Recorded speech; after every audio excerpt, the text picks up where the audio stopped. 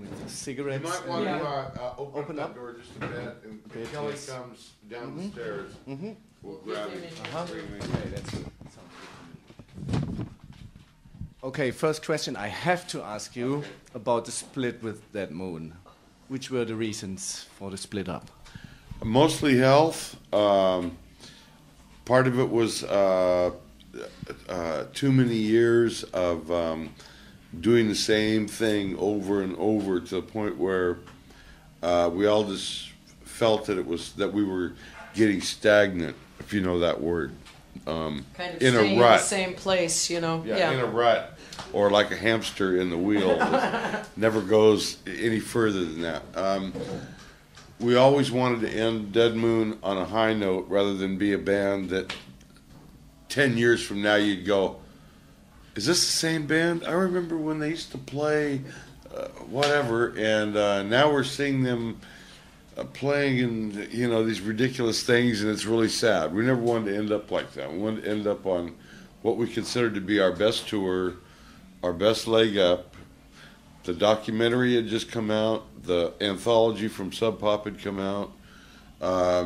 Andrew's leg, he has varicose veins really bad. So when he flies, they swell up. And that It was was scary. very, very hard on him. And the doctors told him he should not be on a long plane flight anymore and should not be on long tours anymore. So, and it's something we still wanted to do. And Kelly loves touring, so it's working out great. And it's very refreshing. Fred wanted to go back and write, you know, it's a little bit different type of songs and material, and just have the excitement of kind of starting all over again. It was kind of, in a way, a selfish thing to do for the audience, but for us, it's been great. It's and it got to the point where we really couldn't play that much new material anymore. It was like we had 20 years worth of material. Have a seat. Okay. 20 years worth of material, and just every night everybody expected wanted to hear those same their songs. favorite song, which happened to be one of 20 songs. So it was like, oh my God. It you know, so we, like I say, we just got to the point where it was like, oh my God, it's just got to end, you know. Well, to me and to a lot of fans, it was kind of a shock. Like, well, someone was dying. If it would have happened 5 years from now, it would have been a shock. We always kind of knew it would be a shock, no matter when. Yeah. But that was a real high note to end it on. But there's no good time for bad news. No, there isn't. Yeah. You know, everybody always goes, "Well, why did you do it then? That was such bad timing." Well, when would have be been a good timing? time? Well, never. You know. Okay. So, you know, but yeah, we're real happy that we're doing what we're doing now, and you know, and it's going over, and it's going over actually faster and better than we expected. We expected right now, we've only been together a year, and right now is about where we're hoping we would be at after maybe 3 years. Part of it's because of Dead Moon, because we started this band soon enough after Dead Moon to where people still, you know, remember Dead Moon and that whole thing. But we had enough of a break to really get it together and figure out exactly what the focus that we wanted for the future for this band, and the things that we didn't want to fall back into from the other band, and a whole new outlook on things, and you know. I think people are really enjoying the extra energy that we all have, since it is new and fresh for us as well as them. And what's really cool is we have very few people in the audience ever shout out anything from Dead Moon. You know, like, you gotta play whatever. They're willing to sit there and listen to material that they really haven't heard before. Very few of them have, and that's we really appreciate that. Just because otherwise it would be a nightmare if we had to go on stage every night and have everybody yelling, "Johnny's got a gun, 54-40 or fight, Dead Moon," you know. So it's been cool. So you don't play any Dead Moon songs? No, we do. We actually play in the set. We play Over the Edge, and we played. I think we played that song one time live in Dead Moon, and we butchered it so bad. I said, man, we will never play the song live, okay? It's a nightmare song to play live. I don't know why. It's really hard. So that's one song that Tootie and I always wanted to do, and it just worked out great. And it's like, and that's the only one we play in our set. As in an encore situation, right now we're doing It's Okay, 5440 or Fight, and Dead Moon Night. And that seems to pretty much satisfy everybody. One of those is that they're most everybody's favorite song, so that works. So, remembering Andrew, the last time you played here in Tübingen, I saw him after the show puking. Was there too much drink? was his consuming habits? How did what probably impact? the chicken that he ate. Yeah. I don't know. No, You can ask Andrew that one. Yeah, I don't know, man. It wasn't a drug abuse problem or alcohol. No. Well, Yeah. the alcohol maybe. Who knows? Yeah. He's got a very weak stomach, so if he drinks too much and Yeah. eats the wrong thing, he hurls. Yeah. He throws up very easy. But I don't know. I don't remember what it was from. But he's fine now. Well, Andrew's Andrew. I don't know how fine he is. He's at but home, it's like, and he's doing his own thing. Yeah, doing a DJ thing, and yeah. He seems happy with his life and happy with what he's doing, and really that's all you can hope for see him anybody. every few months and keep in touch and Yeah. The new band is called Pierced Arrows. Didn't you ever think about going on with under the name Dead Moon? No, not unless it was the three of us. We always knew if it wasn't Fred, Tootie, and Andrew, it wasn't Dead Moon. Never could be. Next door. What does the new band's name? What do you mean with it? That's a good question for Fred. What do you mean with the band name? Pierced Arrows. That's from an old car from like 1920s to 36 or something like that, called the Pierce Arrow. Beautiful car, probably the most expensive car ever made, better than a Rolls Royce. Okay.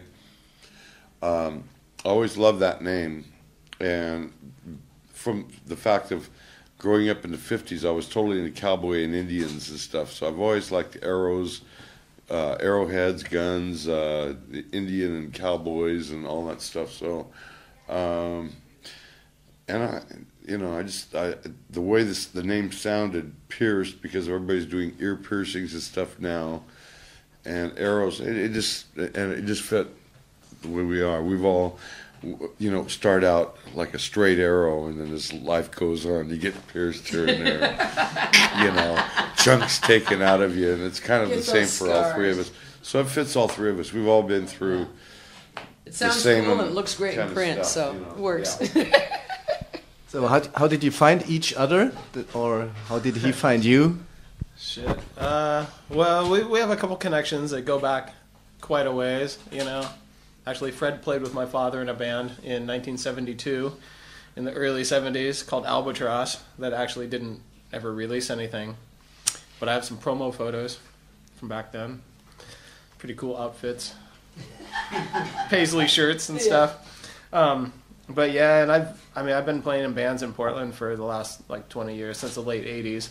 So I don't know. I always knew who Dead Moon were and everything, and I used to order catalogs from their shop. So I would talk to Tootie on the phone every couple years, and then finally I was actually living here in Baden-Württemberg, and I lived in Ludwigsburg. And these guys played in Stuttgart in 2001. And I thought, wow, shit, Portland people. So I went and, got backstage and said hi, and we just hung out. And then a few years later, I moved back to Portland. And I don't know, we just kept running into each other. And then, I don't know, it was kind of a surprise. One day, Tootie called me and asked if I wanted to jam with them. And I thought, well, give it a shot, sounds like fun. And I didn't think it would actually turn into something like this, get this serious this quick. But it was pretty cool, it worked out. It's definitely rolling along. It's kind of fate. Yep. Totally really. Fate. And what's really crazy is Kelly's actually in the documentary on the first meeting that we had in Stuttgart. the Dead Moon documentary. He's in that. I remember this face. So, I've seen you.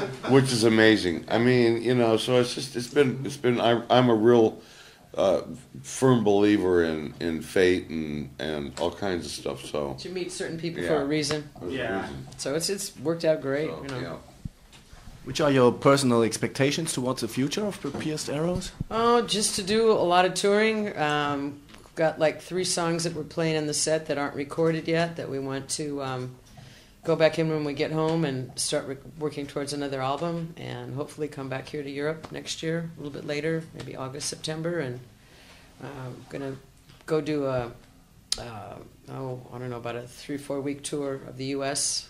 In October when we get home. So just play a lot, you know, and get the music out there, get people used to it, and just see what comes from that.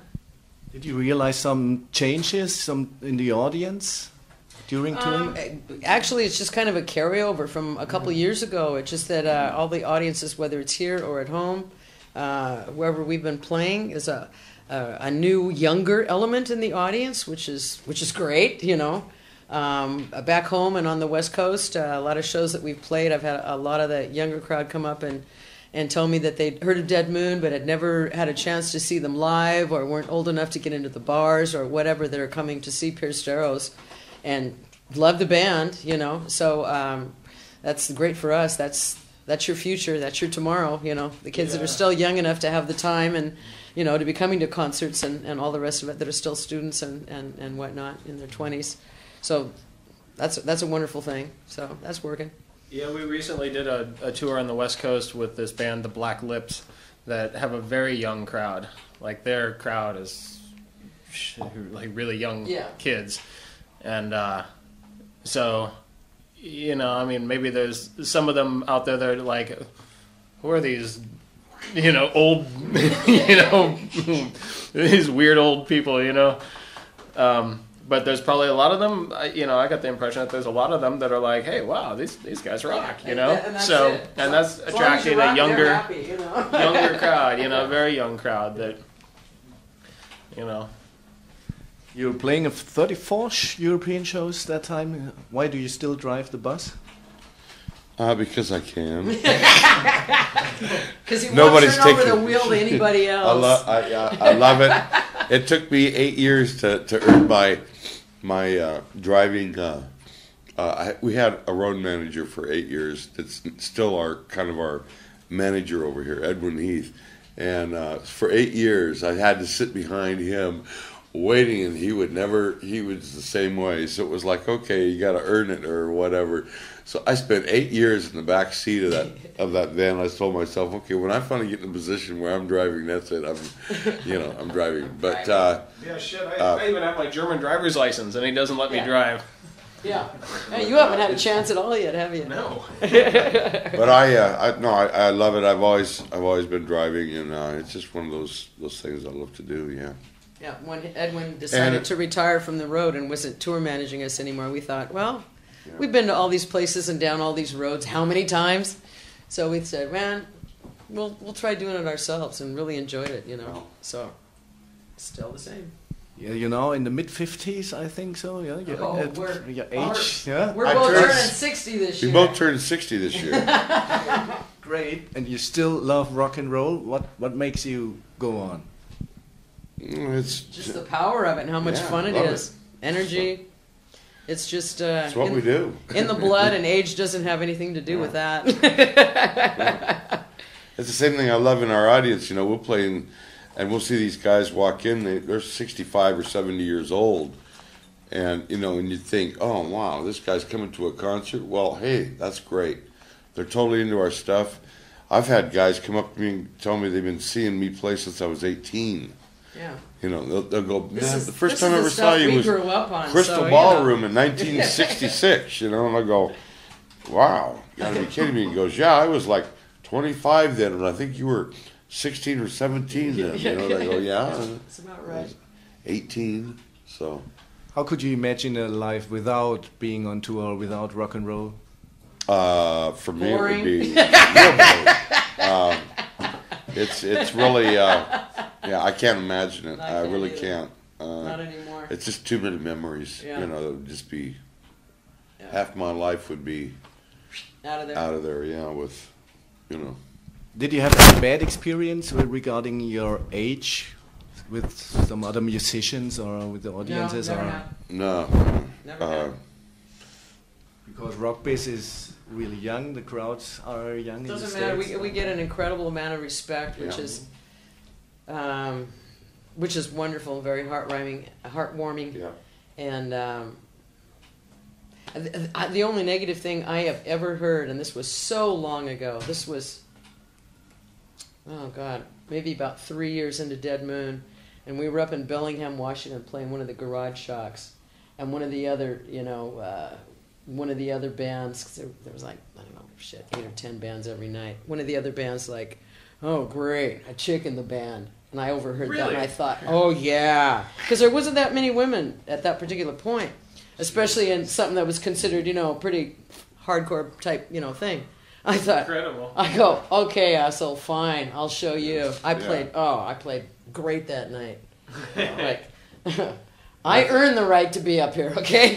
But that's the only negative thing, honestly, that I've ever had anyone come off with. I've heard guys. But never anything about the age, no.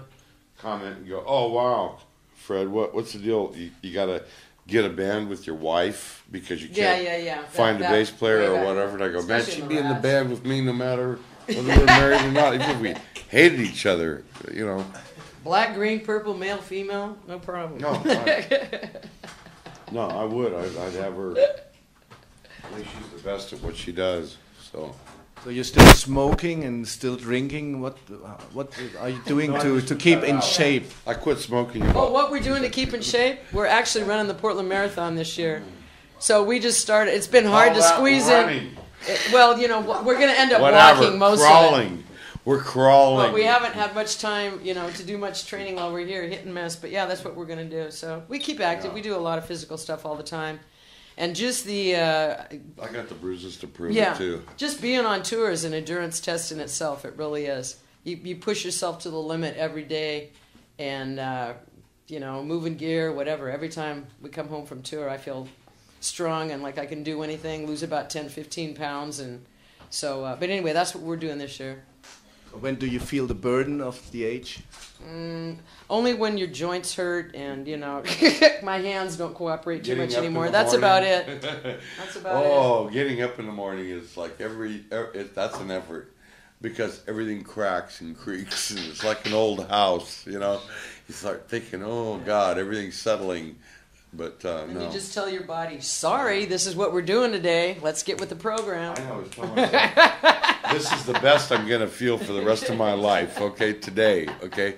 Every day is going to be the best I ever feel for the rest of my life because the next day you're not going to feel as good as you did today, so it's like, okay, tomorrow I'll be one day older than I am today, so today I'm probably better than I'll be tomorrow. You feel tired, but then we look around at our crew with all the age differences, and here's Simone, who's 26 or 27, and she's just as we are. So it's just tiring. It's exhausting. It really is. Takes it out of everybody, no matter how old you are. It just does. Love might be something that you're strengthening. You still look like you're in love a lot, and this is an admirable fact. Being married 42 years. Yep. Just about. Well, how do you keep that love burning? She just beats me up all the time. I mean, she just keeps hitting me. Okay? God, I got bruises all. People think I got tattoos. No, man, those are bruises. Okay. Those are claw marks and shit, It just happens, honestly. It's just a natural thing, and it's just comes so easy. We don't have to think about it. It's just there. It'll always be there. We just happen to get real lucky and meet the right match at a young age and link up with it. Your other half, the soulmate, whatever you want to call it. And I think everybody does link up with their other half at some point in their life. It's a matter of whether they recognize it and take advantage of it when it happens. And nothing's perfect, and it's a lot of giving up and a lot of taking and giving both. It's got to be a 50-50 thing. too many people. It's so lopsided. One person's doing everything, the other person's doing nothing, and unless both parties feel they're putting the same into the relationship, I don't see those relationships working out. It takes the same amount of effort and time from each person, and we were just lucky that we happened to realize it when we were that young, because most people, I think, probably later on in life meet their true love. But I do believe that everybody does. Yeah. It's harder. We basically grew up together, and luckily we grew together instead of apart, like a lot of people do, or most people do. Being together, spending so much time together, there must be some arguing. We love to argue. Yeah. We love to talk about, whatever, the news, politics, you name it, and argue at different points. Yeah, I mean, that's fun. If you were ever right, now that would be, usually that's the one. Yeah. Which are special causes for conflict? Stuff involving the kids mostly. I mean, which is true, I think, between every mother and father, because you completely look at it differently. Nothing that's not reconcilable, or that you don't talk out and work out one way or the other. And a lot of it's just stupid stuff, like, what was the name of that movie, or what was that actor's name? No, you're not right. No, I know I am. You want to bet it? Would you bet your life on it? Stupid stuff like that, okay? We argue like brother and sister half the time. What happened to your passion to gambling? Oh, it's still there. We're going to jackpot. As soon as we get done with this tour, that's where we're going. Yeah. We're celebrating our 42nd. We always go for our anniversary, so that's in June. So yeah, we're going. Yeah, we're going thinking to about it already. Jackpot, Nevada this time for 2 weeks for our 42nd anniversary. It's still our most favorite, thing to do, for holiday, whatever. Yeah. You don't lose too much. Oh, we lose some, but hey, you have to pay anywhere to go to vacation. We win, we lose, we have a great time. Clears your head. You're ready to come back and go to work. If I'm winning, she's losing. If she's winning, I'm losing. Yeah. And usually it evens out. Sometimes we both are winning, then it's great. But you can bet the very next day we're both going to lose all day long. Yeah. We're going to lose everything that we just won the day before. So if we're there for 2 weeks, like I say, that's hard, because we just non-stop play Keno. We love it, and hey, you spend your money on something, so. Yeah. Less sleep than on tour. Usually, yes. Usually, yes. Yeah. What else kicks you off? Building things. Yeah. I think we've kind of reached our limit on that one, at least for a while. Yeah, we've got a lot of work to do. Got a lot of work we want to do on our place at home. It's been left for so many years and so many tours. So, and just doing something like this marathon, that's kind of a very difficult thing to do, that most people wouldn't think to do, and is a real challenge, and just to say, I did that. Yeah. So we've got, we live out in the woods, so we've got this huge, like 7-mile walk kind of thing, 7 miles around these 2 streets out there. So we've been working on that. A lot of hills and getting prepared. Boy. We just love doing stuff where people go, "Are you crazy?" Yeah. What do you know about football, soccer in general? Our grandson Dalton plays soccer a lot, and it's becoming a really big sport in the U.S. now. I was just seeing something on, I don't know, one of the news shows not too long ago.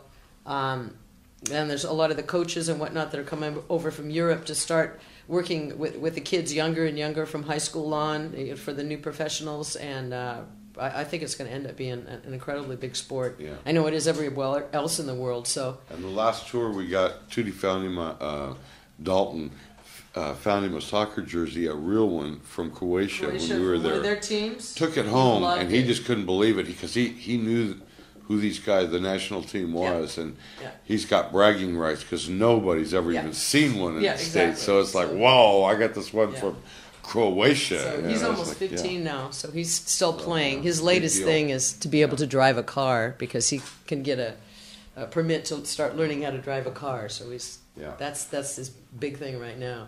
You know, have you heard of St. Pauli? Oh, duh, of course. Yeah, we drive through it, stay right by it. But you've never seen a match? I've seen a match, but it's been several years, and we saw it over here when we were on tour. But all I know is they've got a great logo and their shirts are awesome. So we see St. Pauli shirts everywhere, even all over in the U.S. Anybody that's been here comes home with a St. Pauli shirt. And the first time I saw it, I thought it was for the beer. Yeah. Because there's St. Pauli beer in the States. So I thought it was for the beer. I thought it was a T-shirt for beer. No. And I'm thinking, why would they have... Disregard. Because the beer company is so small in the States. I was thinking, how are all these I think people they over probably here stole know it about from St. the Pauli real St. beer? Pauli, okay. You know, it's the biggest beer, in, Yeah. and no, it's a team, Fred. Yeah. Oh boy, So, final wisdoms of the pierced arrows? Oh boy, we're living proof that you can play rock and roll at any age. Okay, don't give up, kids. I don't care how old you are. You got lots of time ahead of you. Oh man, and you can start over at any time in your life. I love the old thing with P.T. Barnum. He went bankrupt 3 times doing his P.T. Barnum rodeo Circus in the U.S. Yeah. Or circus, I mean, and yeah. So no retiring in sight. Well, not for music. No, we pretty much retired many things. I mean, we after 30 years stopped with the musical instrument store that we had for so long. Too much work, not fun anymore, whatever. So that's gone. I mean, a lot of different things we let go. Yeah. But music, I'm sure, will be the last one to let go, and probably only then when the mind is willing and the body isn't anymore. You know, see what happens. But for now, feels just as good as it always did, and can't imagine doing anything different. So we're still loving it, and thank God, and everybody out in the audience seems to be too. So as long as that combination's still there, we'll be there. Yeah. I'm really looking forward. Who's the label in Germany, in Europe, is still Music Maniac? Right. Or Well, which is the... we didn't do anything with this Music on Maniac. This Tombstone. we just did on Tombstone. I'm not sure what we're going to end up doing after this. We kind of had a real rush to get this album finished and out, so we just did it on our own label. We kind of... Came out 2 days before we left on this tour. Literally. I mean, we just got the records in, grabbed a bunch of them, ran out of those already. We've already sold all that We sold out in Scandinavia, so we don't have any LPs. Have CDs. There's only a few CDs that we have left. So we're kind of... No, we didn't know what to think and didn't expect that we would sell this much or the demand would be there. So that's a pleasant surprise. But on this next one, we'll see what happens. We're not sure what we're going to do when we have some time to do something. We'll get something lined up. You released this one 7-inch and one album. Yeah. Yeah. Yes. Yeah. So do you mind giving me a station ID? Okay.